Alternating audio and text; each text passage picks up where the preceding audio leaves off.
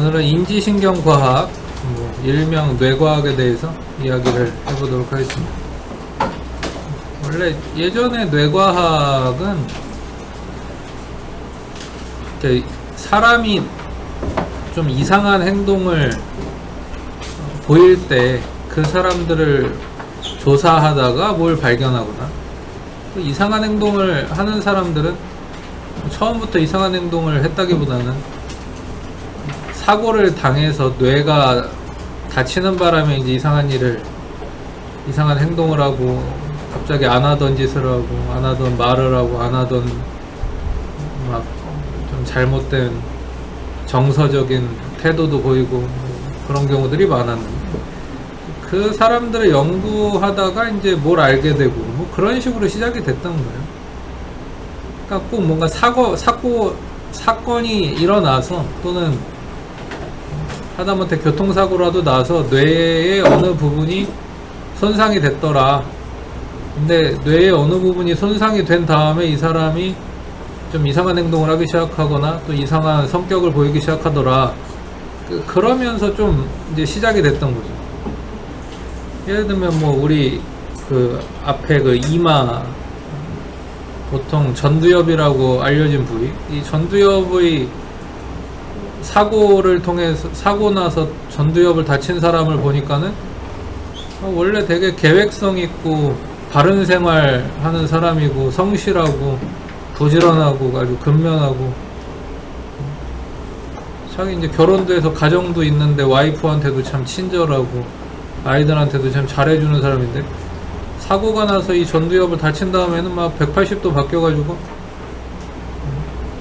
막 갑자기 욕을 하질 않나, 참을성도 없어지질 않나, 계획성도 없어지고, 목표를 세운 걸 잘 이루지도 못하고, 절제가 안 되는 거죠. 뭔가 절제도 안 되고, 공격성과 폭력성 같은 것도 막 그냥 표출해버리고, 그러면서 그냥 추측을 했던 거죠. 아, 전두엽이 이런 뭔가 계획을 세우고 성실하게 하고 감정을 통제하고 또 폭력성 같은 걸 좀 자제하는 일종의 자기 통제력이죠. 자기 통제력 이런 것에 관련이 있나 보다, 이렇게 이제 추측을 하는 연구들이 있었던 거예요. 그리고 뭐 좌뇌의 어느 부분이 다친 거지, 좌뇌의 어느 부분이 손상이 된 사람을 조사해봤던 어떤 의사 선생님은 좌뇌의 어떤 부분이 좀 손상이 되니까 얘가 그렇게 말을 잘하던 애였는데 어떻게 보면 이렇게 약간 언어 장애가 오는 거죠. 말을 잘 못하게 되네. 발음을 잘 못하게 돼. 다른 사람 말을 듣고 이해하는 건 해. 알아들어.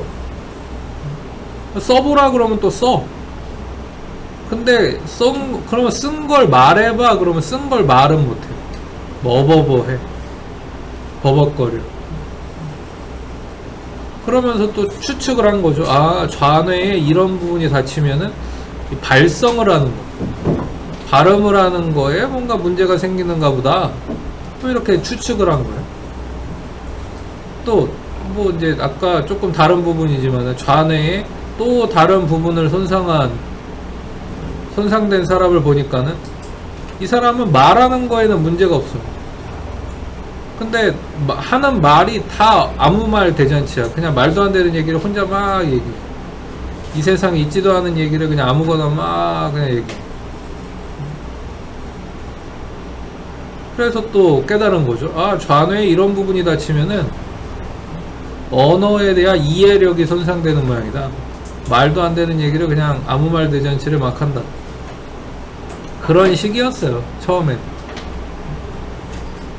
그리고 어떤 사람이 뭔가 뇌가 심하게 손상된 것 같고 이상한 행동을 하는데 어디가 다쳤는지는 이제 몰랐어.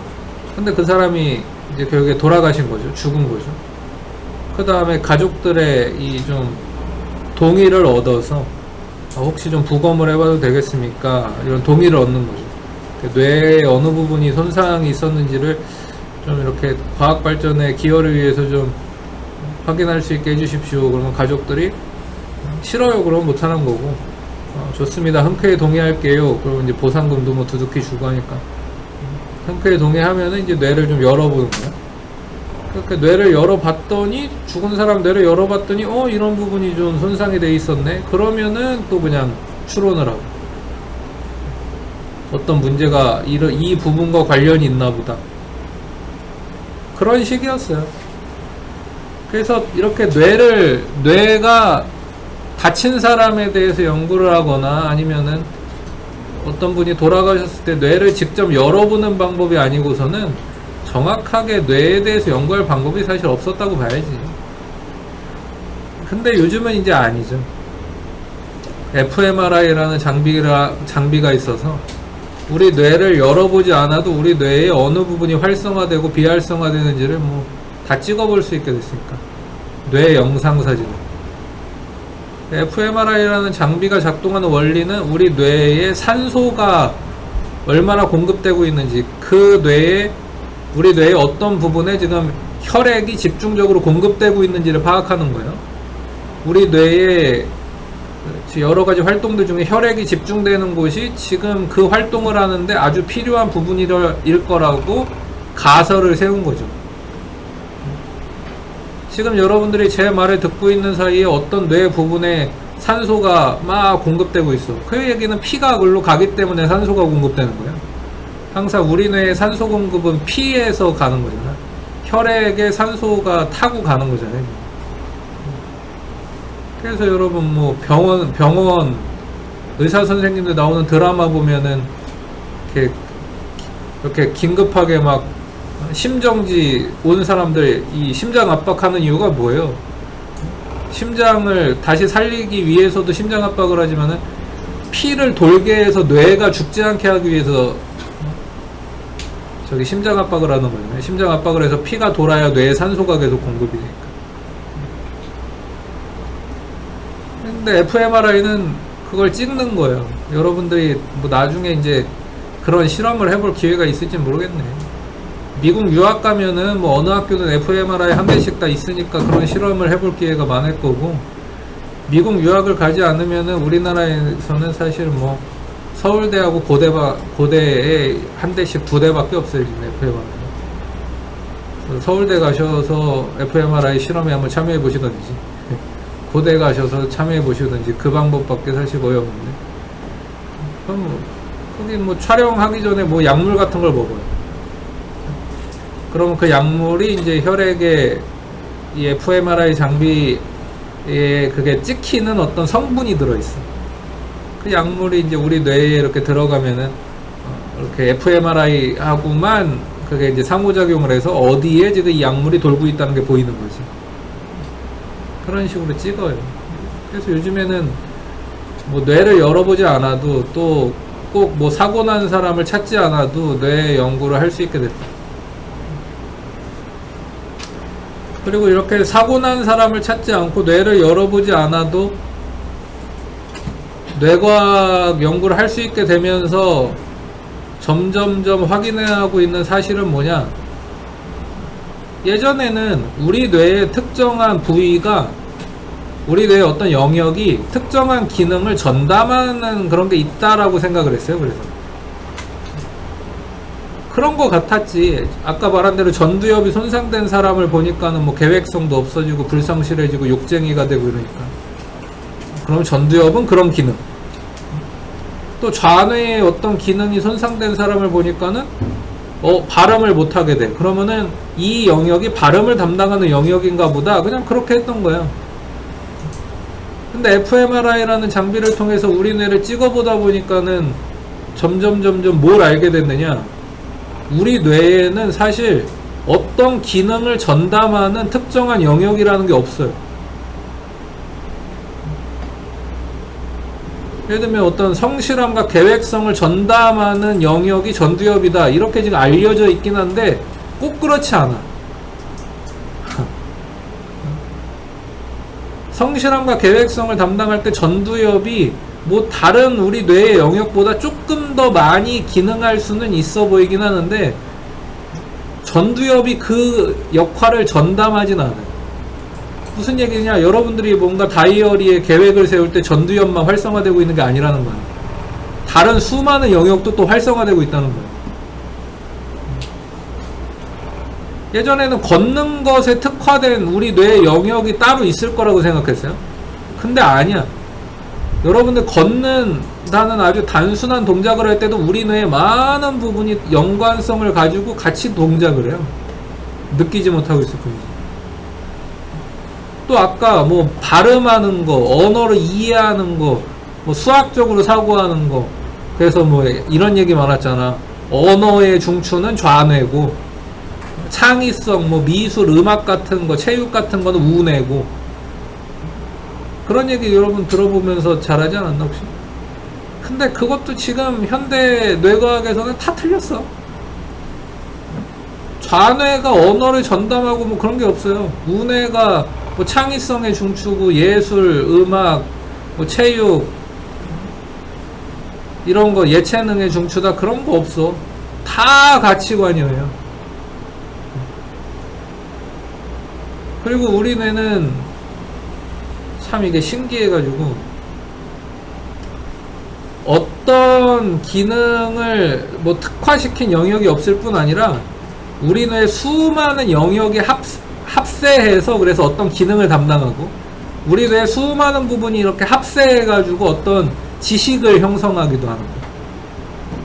여러분들이 지금 제 말을 들으면서 머릿속에 지식이라는 게 형성되고 있을 거야. 일종의 심리학에 대한 지식. 근데 그게 그 심리학에 대한 지식이 형성되는 우리 뇌의 특정한 뇌세포가 하나가 생기는 거냐? 그런 건 없어요. 우리 뇌의 수많은 부분이 지금 합세해서 심리학이라는 지식을 저장하고 있어요. 우리 뇌에 뉴런이 1000억 개가 있고, 뉴런과 뉴런을 연결하는 시냅스 연결이 100조 개가 있는데, 이 1000억 개가 넘는 뉴런의 다발들이 뭐 A라는 뉴런에 답하는 심리학 정보만 저장하고, B라는 뉴런에 답하는 뭐 수학 저장하고, C는 영어 저장하고, D는 국어 저장하고, 그런 게 아니야.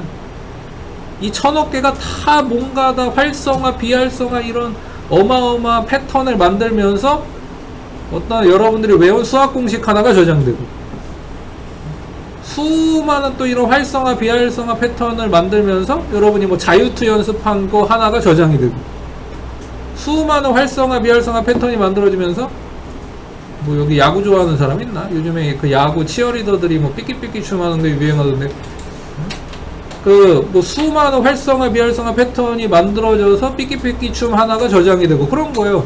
삐끼삐끼 춤 하나가 저장이 되는 특수한 뇌세포가 있는 게 아니라고. 그런 건 없어. 누군가를 알아보고 인식하는 것도 마찬가지로, 이국희라는 사람에 대해서 이제 알게 됐지. 그러면 이국희의 얼굴, 생김새, 뭐 스타일, 머리카락, 뭐 색깔, 행동, 말투, 제스처, 안경을 썼는지 안 썼는지, 이런 부분들이 어떤 세포 안에 지금 저장되고 있는 거냐? 그래서 여러분들이 나를 지금 보면서 아, 이국희가 말하고 있구나라고 알아보는 거냐? 아니에요. 지금 수많은 뇌세포들이 같이 막 활성화, 비활성화 이런 걸 만들면서 이국희라는 사람이 저장되어 있는 거야. 나의 특화된, 이국희에 특화된 뇌세포가 따로 있는 게 아니야. 여러분 엄마 아빠에게 특화된 뇌세포 하나가 있는 게 아니야. 여러분 엄마 아빠를 저 멀리서도 알아볼 수 있는 이유, 결혼식장에서 막 사람들 붐비는 곳에서도 우리 엄마 아빠는 한 번에 알아볼 수 있는 이유가 뇌세포 하나 때문이 아니야. 우리의 기억 안에 수많은 뇌세포들이 같이 활동하면서 저장되어 있는 어떤 정보가 그 사람을 알아보게 만드는 거야. 그 사람 목소리를 알아보게 만들고, 때로는 뭐 전화통화 할 때 친한 사람들끼리는 뭐 이렇게 하잖아요. 여보세요? 난데? 그런데 안 친하면은 나가 누구야? 이렇게 하는데, 요즘에 뭐 발신자 번호가 뜨니까는 크게 상관없지만은, 옛날에는 이제 진짜로 막 그런 애도 있어요. 나야. 나가 누군데? 전데요? 그럼 저가 누구예요? 근데 그건 아직 우리 뇌에 정확하게 지식이 저장이 안 된 거죠. 뭔가 활성화, 비활성화 패턴이 여러 가지 만들어져서 그 사람 목소리만 들어도 알아들을 수 있는 지식이 나와야 되는데 그게 없는 거야. 근데 그게 있으면 목소리만 듣고도 누군지 알지. 얼굴 못 봐도. 그게 딱 활성화가 되니까. 근데 다시 말하지만 어떤 세포 하나가 활성화되는 게 아니라 수많은 부분이 같이 활성화되는 거. 그래서 여러분들이 일단 이게 현대 뇌과학의 흐름이라는 걸 잘 알아야 돼.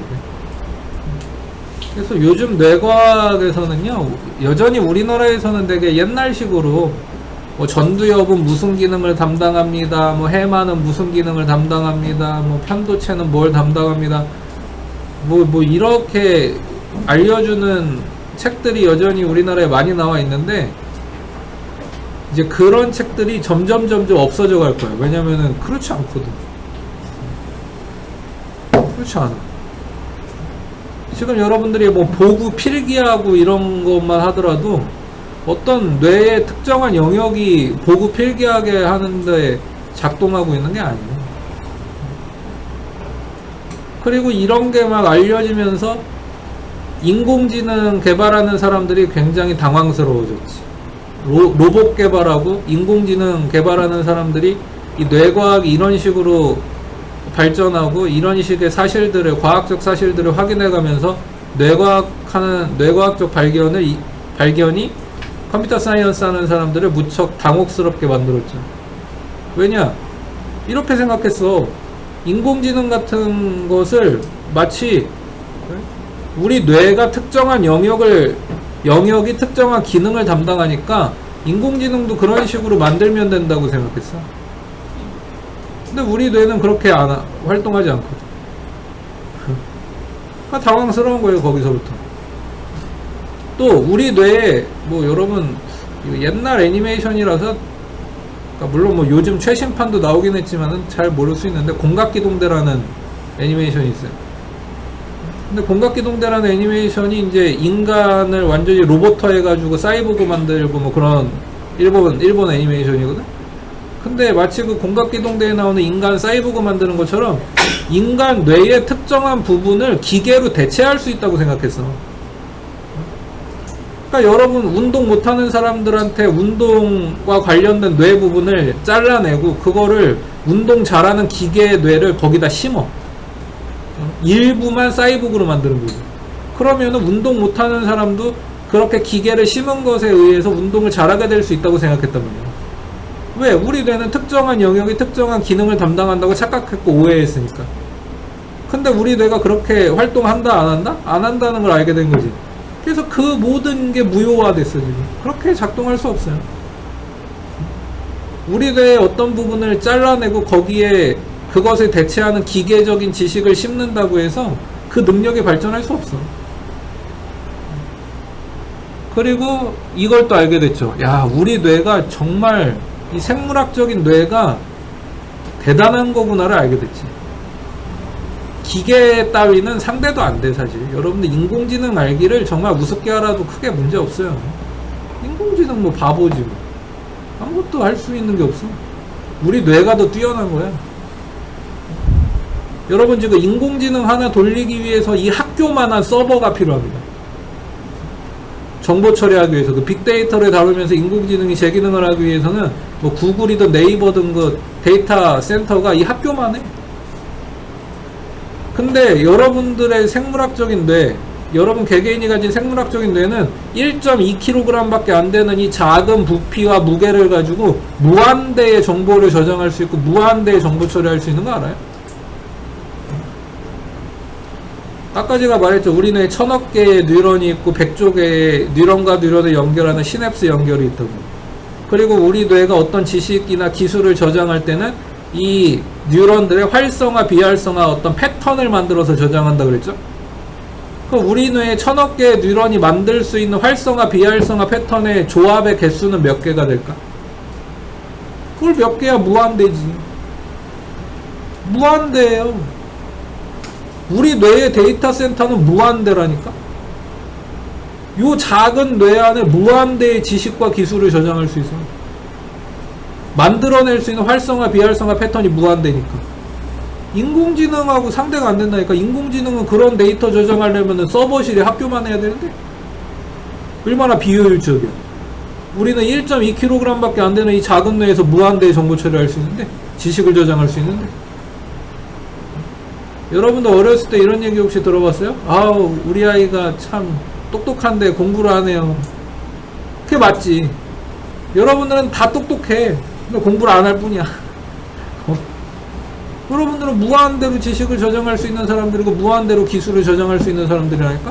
단지 그거를 모르고 있었을 뿐이지, 또 노력을 안 했을 뿐이지.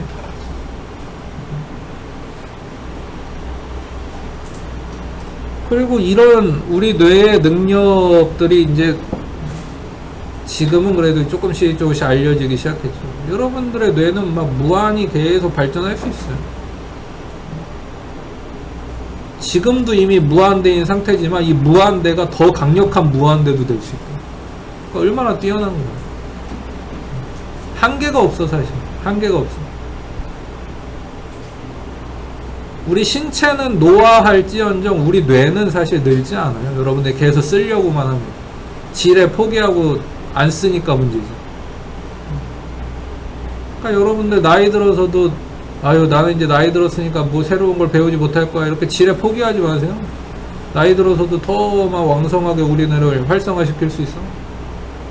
신체만 노화될 뿐이야. 정신적인 기능에는 사실상 노화가 없어. 그리고 이제 이런 일들, 우리 뇌의 이런 뛰어난 능력을 뭐라고 부르느냐? 두뇌 가소성, 이제 이런 식으로. 우리 뇌는 무궁무진하게 발전 가능하다, 변화 가능하다, 뭐 그런 의미. 또는 그냥 신경 세포들 간의 이 무한한 가능성이라는 의미를 담아서 신경 가소성, 뭐 이렇게도 봅니다.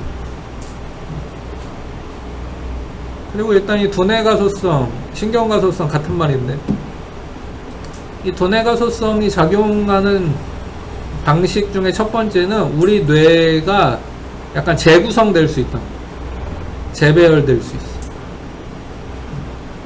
그러니까 모든 사람은 뇌의 구조가 달라요. 안녕하세요라는 인사를 할 때 활성화, 비활성화 되는 패턴이 A라는 사람과 B라는 사람이 똑같지가 않아.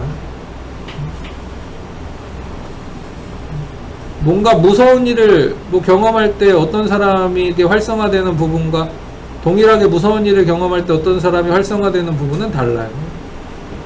우리 뇌는 다 재구성될 수 있거든요. 모든 사람의 뇌는 사실 제각각이라고 봐야 돼요. A라는 사람이 어떤 수학 문제 풀 때 활성화되는 부분과 B라는 사람이 수학 문제 풀 때 활성화되는 부분은 다를 수 있어요. 근데 옛날에 이제 이런 뇌과학을 잘 몰랐을 때는 이것도 막 오해했었지. 모든 사람이 어떤 기능을 담당하는 뇌의 영역은 모든 사람에게 똑같을 거야, 뭐 이런 식으로 생각했단 말이에요. 그래서 A라는 사람에게 이런 부분이 적용이 되면 B라는 사람에게도 이런 게 적용되겠지? 근데 그렇지 않아. 이게 이제 우리 뇌의 두뇌 가소성 중에서 우리 뇌의 재구성적인 특성이야. 우리는 계속 우리가 처한 환경에 따라서 우리 뇌를 재구성해 가면서 우리 뇌의 배열을, 이 구조를 막 바꿔가면서 환경에 적응한단 말이야. 각자 사는 곳이 다 다르고 부모님도 다 다르고 생활 스타일도 다 다른데 어떻게 뇌의 구조가 똑같을 수 있겠어요? 달라요. 어떤 사람에게 적용되는 부분에 다른 사람에게 적용할 수 없다는 게 요즘 이론. 그리고 우리 뇌의 재구성적인 특성이 가장 극단적으로 발휘되는 시기가 있으니 그게 이제 10살 이하일 때, 10살 이하인 사람들에게 우리 뇌의 재구성적인 기능이 가장 강력한 시기죠. 지금 이제 보여드린 사진이 그런 예시 중에 하나인데,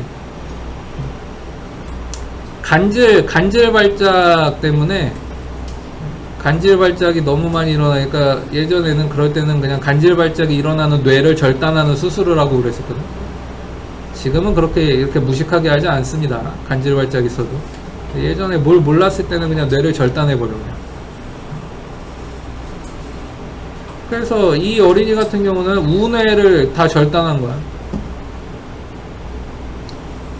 우뇌의 뭐 거의 대부분을 절단했죠. 그래서 지금 오른쪽 뇌 부분이 지금 그냥 꺼멓게 나와 있잖아요. 텅텅 비어 있잖아요. 다 잘라내가지고. 그래서 사실은 걱정을 많이 했죠. 이 6살짜리 아이인데 우뇌를 다 절단했으려 앞으로 정상적으로 살 수 있을까? 걱정을 많이 했지. 야, 근데 참 놀라워, 우리들. 아니, 이렇게 유치원생을 잘하고, 뭐, 앞에서 장기자랑도 하고, 뭐, 큰 문제 없이 잘만 살았어요. 또 나중에 이제 존스홉킨스 대학에서 이거를 확인해 본 거죠. 아, 우뇌를 잘라냈는데 어떻게 그 정상적으로 살지? 이게 말이 안 되는 거라고 생각한 거죠. 근데 나중에 알고 보니까 이 아이의 뇌를 이제 기술이 발전해서 fMRI라는 장비가 나오고 나서 그걸 이제 찍어보기 시작하니까 아주 흥미로운 사실이 발전했는데, 원래 우뇌가 담당한다고 생각했던 모든 기능들이 좌뇌에 그냥 그대로 다 발전해버린 거야. 그러니까 아무 문제 없이 잘 살게 된 거야. 그러니까 우리 뇌가 재구성된 거죠. 근데 이거는 지금 여러분들 10대, 10살이 지난 여러분들에게 이런 일이 일어난다고 생각하지 마세요. 이거는 이제 10살 이하의 어린이들에게만 나타나는 아주 굉장한 회복 능력이자 우리 뇌의 강력한 능력이지. 뇌가 절반이 잘려나가도 그 기능을 반대쪽 뇌에 막 발전시켜버려, 그냥. 그래서 아무 문제 없이 자란 거야. 우리 뇌가 참 대단하죠. 근데 반대로 참 이게 이제 비교하려고 이렇게 한 건 아닌데, 비슷한 시기에 좌뇌 전체를 절단했던 5살짜리 남자아이도 있었거든. 이 아이도 근데 잘 살았어. 근데 이제 우리는 좀 예측할 수 있죠. 어떻게 잘 살았을까? 좌뇌가 담당한다고 알려진 여러가지 기능들이 결국에 우뇌에다 발전해버린, 완전히 우리 뇌가 재구성돼버린. 그리고 더 중요하게는 사실 이 나이 때는 좌뇌, 우뇌가 크게 구분이 없다. 그래서 남아있는 뇌 안에서 원래 기능들이 다 발전한 거죠. 활성화돼. 그리고 이 5살짜리 아이도 마찬가지고, 남아있는 뇌에서 원래 우리 뇌가 담당해야 되는 부분이 그대로 다 발전한 거예요. 남아있는 뇌에서. 얼마나 대단해, 우리 뇌가.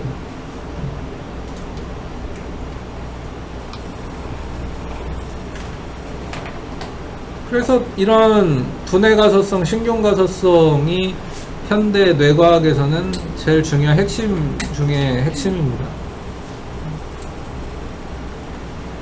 어떻게 보면 두뇌가소성 같은 게 없다면은 뭐 다치는, 뭔가 마비가 온 사람들, 큰 사고가 나서 마비가 온 사람들 재활 치료하고 재활의학이라는 것도 성립할 수 없는 거죠. 재활의학이라는 게 성립할 수 있는 이유가 두뇌가소성이라는 걸 발견했기 때문입니다. 아니, 우리 뇌에 이런 회복 능력이 없고, 우리 뇌가 어느 부분이 손상되더라도 그 부분을 메꿀 수 있는 새로운 신경세포를 발전시킬 수 있다는 게 확인되지 않았다면 재활의학이라는 건 없는 거야. 근데 우리 뇌에 그런 능력이 있다는 걸 알게 된 거지. 그래서 재활치료를 하려고 하는 게 뭡니까? 결국에는 지금 약간 잘 못 쓰는 부분, 마비된 부분을 조금씩 움직여서 우리 뇌세포를 다시 만드는 거거든. 우리 신경 뉴런을 다시 만드는 거거든. 그 움직임과 관련된, 그 운동 능력과 관련된 신경세포를 다시 만드는 거거든요. 조금씩 움직이는 훈련을 해가지고. 그렇게 그래서 조금씩 움직이는 훈련을 하다 보면 우리 뇌세포가 실제로 다시 만들어지고, 그 기능을 담당하는 우리 뇌의 수많은 영역들이 다시 막 연결되기 시작하고, 그 기능이 회복된다는 얘기예요. 그게 재활치료죠. 또 중독을 치료하는 것도 이 두뇌가소성 때문에 가능한 겁니다. 중독이라는 것은 우리 뇌의 어떤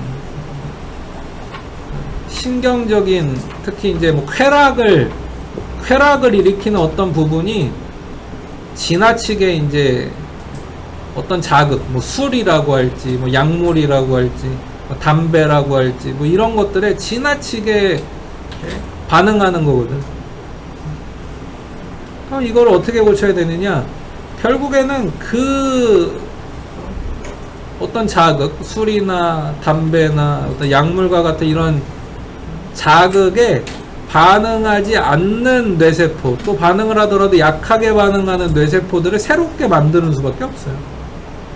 우리 뇌를 완전히 새로운 뇌로 재구성하지 않으면 중독이 치료가 안 돼요. 중독 치료라는 거의 핵심은 그거예요. 우리 뇌를 완전히 재구성해야 돼. 그 쾌락에 반응하지 않는 뇌를 새로 만들어야 중독이 치료되는 거예요. 아니면은 물론 다르게 표현하면은 꼭 뭐 술이나 약물이나 담배에 자극을 받는 쾌락을 느끼는 뇌가 아니라 운동에서 쾌락을 느끼고 새로운 것에 쾌락을 느끼는 뇌를 만들어줘야지. 아주 건강하고 건전한 활동들에서 쾌락을 느끼는 뇌를 만들어주는 게 핵심이에요. 그렇게 하지 않으면 중독 치료는 되죠. 근데 이제 이게 가능한 이유도 두뇌 신경가소성이 있기 때문이죠.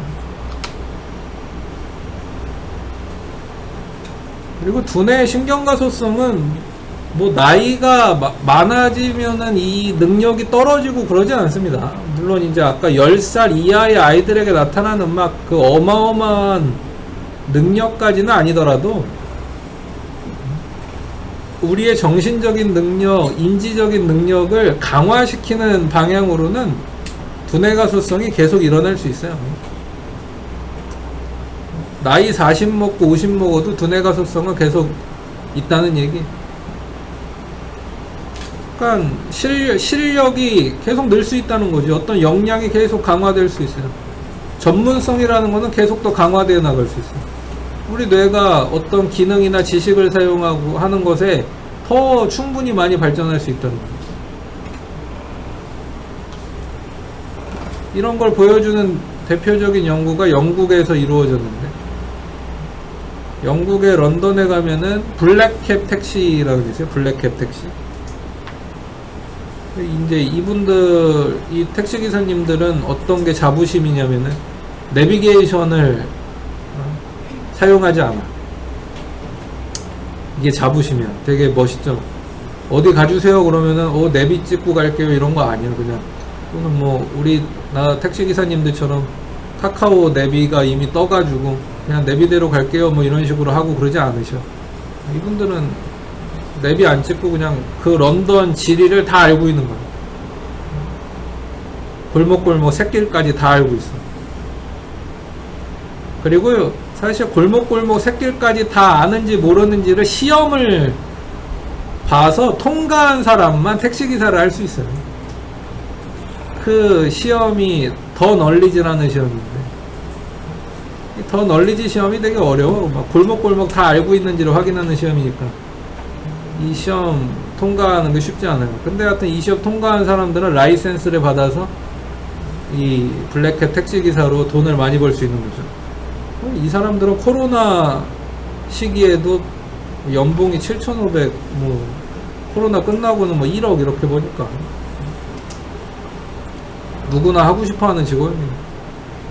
또 여러분들 나중에 이제 뭐 IT 쪽 기업에 취업하게 되는 사람들이 있을까 모르겠는데, 취업해보면 알겠지만은 30살 좀 넘으면은 IT 기업 쪽은 다 은퇴하고 나와야 돼요. 오래 못 가. 그러면은 IT 기업에 취업했다가 33, 35세 다 은퇴하고 나와야 되는데, 은퇴하고 나와서 뭐 하겠어? 이것저것 이제 뭐 카페나 차려볼까 뭐 이렇게 하다가 그럼 나도 이제 블랙캡 택시기사라도 도전해볼까? 이제 그렇게 되는 경우가 많거든요. 다시 이제 공부 시작하는 거죠. 더 널리지 시험. 그러다 보니까 더 널리지 시험에 응시하는 사람들의 평균적인 연령이 보통 40세야. 지금 제 나이랑 비슷하죠. 40살 정도 돼가지고 이 시험에 다시 도전하는 거야.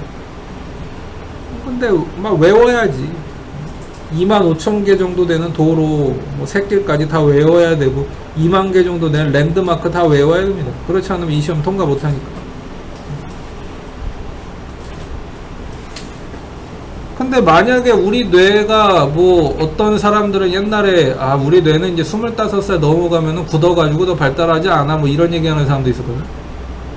그런 잘못된 상식처럼 나이 마음 먹고는 우리 뇌가 이제 굳어서 더 이상 공부할 수 없다면은 이 사람들이 이렇게 많은 내용들을 뭐 암기해가지고 이런 시험 볼 수 있겠습니까? 그거조차가 안 되겠죠. 그러니까 우리 뇌는 나이 마음 먹어도 굳지 않는다니까. 야, 공부는 다 때가 있는 거야. 뭐 10대 때 그때 뇌가 뭐 팍팍 돌아갈 때 그때 공부해라. 아니요, 나중에 나이 먹고 뇌가 더 팍팍 잘 돌아갈 수 있어요. 여러분들은 오히려 지금 뇌가 지금 팍팍 안 돌아가는 때야. 더 발달해야 돼. 대학생 돼서 더 발달돼서 더 팍팍 돌아가게 돼야 되고, 30살 먹어서 더 팍팍 돌아가야 되고, 40살 먹어서는 더 팍팍팍 돌아가야 되고, 50 먹어서는 더 팍팍팍팍 돌아가야 돼. 오히려 지금 많이 발달하지 않은 거라니까. 공부에 때가 있긴 뭐 때가 있어. 계속 더 잘 돌아가야 돼요, 우리는. 그러니까 이 사람들도 나이 40 먹고 이제 이거 도전하고 시험 통과하고 하는. 근데 나이 40 먹고 이렇게 열심히 공부를 하다 보면은 이 사람들의 뇌에서 당연히 그러니까 가소성에 의해서 뭔가 발달이 일어났을 거 아니야. 그거를 이제 런던 정경대학교 엘리노어 맥가이어 교수님이 진짜가 뭐 확인해보고 싶었던 거지. 그래서 이 나이 40 먹고 런던 택시기사 시험 도전한 사람들의 뇌하고 일반인들의 뇌를 찍어본 거예요. 뇌의 어떤 밀도 차이를 보기 위해서. 얼마나 뇌세포가 더 빽빽해졌는지 이런 거 좀 보기 위해서. 그랬더니 참 이 당시로는 대단하고 놀라운 결과를 이제 발견했는데, 뭐 쉽게 말하면 일반인들의 3배가 커졌어요. 뇌가 발달했어요. 나이 40 먹고도 일반인들 같은 비슷한 연령대 사람들보다 뇌의 어떤 밀도가, 우리 뇌 신경세포의 어떤 빽빽한 밀도가, 신경 발달 정도가 3배가 발달할 수 있다니까.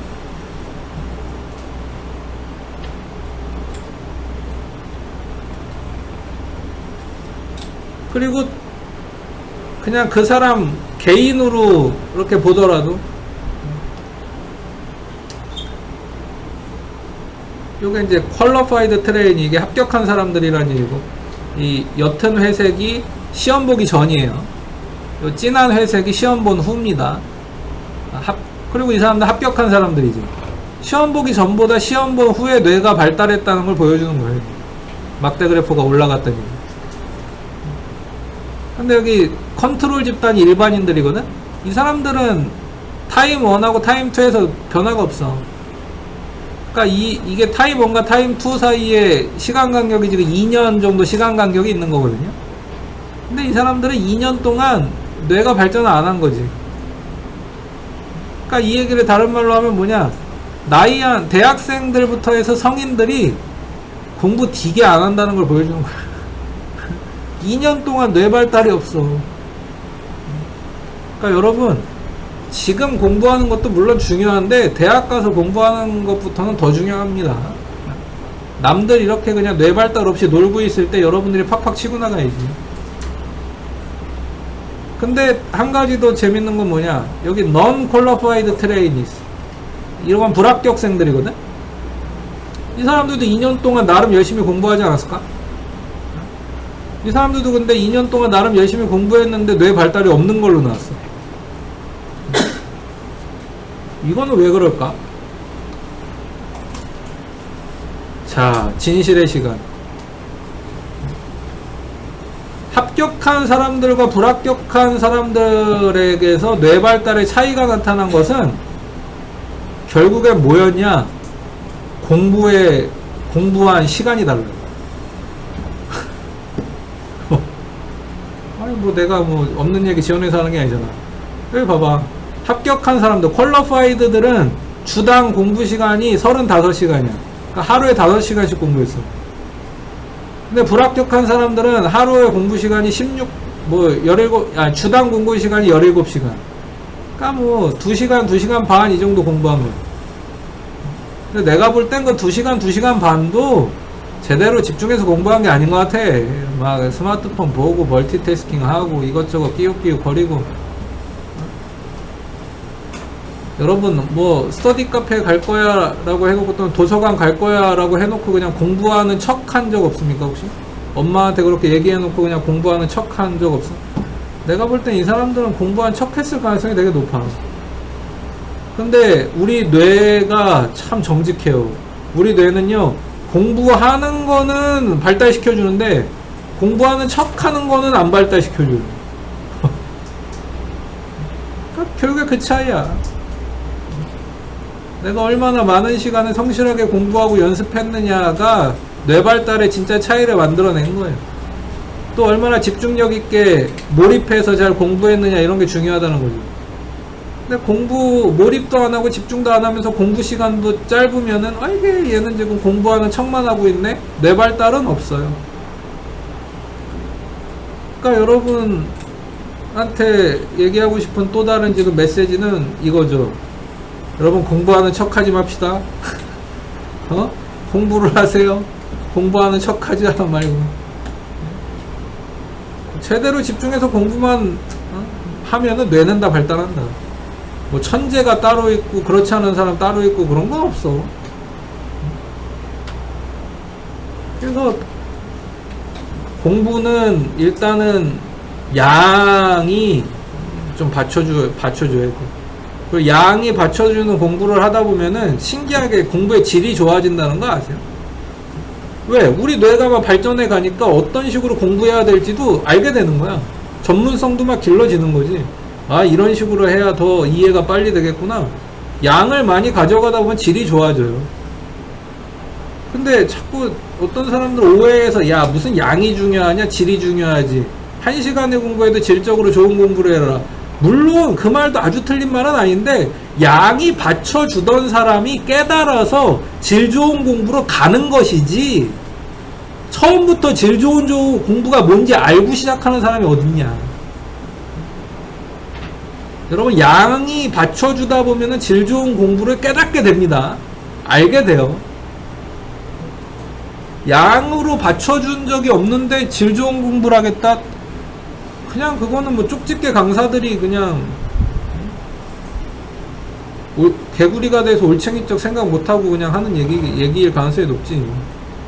자기들은 이미 충분히 뇌가 발전해 있고 전문성을 가지고 있으니까 1시간만 공부해도 뭐 질 좋은 공부하고 다른 사람 2시간, 3시간 공부한 것만큼 효과가 나니까 그런 얘기 하는 거겠지. 하지만 그런 경지까지 올라가기 위해서 본인들도 양이 받쳐주던 시절이 있었단 말이야. 그런 경지까지 올라가기 위해서 양이 받쳐줘야 되는 시기가 있다고요. 그거는 아마 지금일 거라고. 그러니까 양을 초월해서 뭐 질을 얘기할 때가 아닌 거예요. 그럴 게 아니야. 아니 김이나 작사가라고 알죠? 뭐 수많은 명곡들을 작사하고 뭐 저작권 수익만 어마어마하게 버는 김이나 작사가. 그 사람이 그냥 지금 10분 만에 작사한 게 이국희가 3시간, 4시간 끙끙거리면서 작사한 것보다 훨씬 잘 쓸 거예요. 근데 그 사람은 처음부터 뭐 타고나가지고 질 좋은 그런 10분만 해도 좋은 작사를 팍팍 해낼 수 있었을까? 아니요. 걔도 5시간, 6시간 끙끙거리면서 했던 그런 시절이 있다고. 양이 받쳐줘야 되는 시절이 있었던 거예요. 그런 시절을 거쳤으니까 지금은 10분만 해도 훌륭한 작사를 하는 거지. 어떻게 양이 받쳐주는 그 우여곡절의 시기를 겪지 않고 질 좋은 걸로 갈 수 있어? 그런 세상의 법칙은 없어요. 그러니까 자꾸 뭐 양이 무슨 소용이냐, 질이 중요하지. 아유, 진짜 하나만 알고 둘은 모르는 소리 하는 거야. 양이 받쳐줘야 되는 시기가 있어. 여러분들 수학 문제 같은 것도 수학 잘하려면 어떻게 해야 됩니까? 어떤 문제 끙끙거리면서 내가 결국에 풀어봐야 이게 실력이 느는 거잖아. 그 양. 한 문제를 막 2시간 걸리고 3시간 걸려서라도 내가 풀어봐야 그게 실력이 되는 거잖아요. 그래야 나중에는 10분만 해도 풀고 5분만 해도 풀고 뭐 30초만 해도 풀게 되지. 양을 가져가야 질이 따라오는 거야.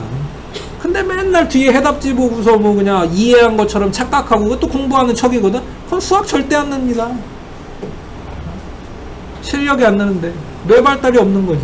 그냥 아는 것 같이 본인이 착각한 거 아니야 지금 답안지 보고서. 두뇌 가소성이 발휘 안 되는 거죠 그거. 오히려 그 해답지 만든 사람이 전문가인 거지. 그 해답지 만든 사람이 두뇌 가소성이 충분히 발달된 사람인 거야. 그걸 보고 이해를 했다고 해서 여러분이 발달한 건 아니고.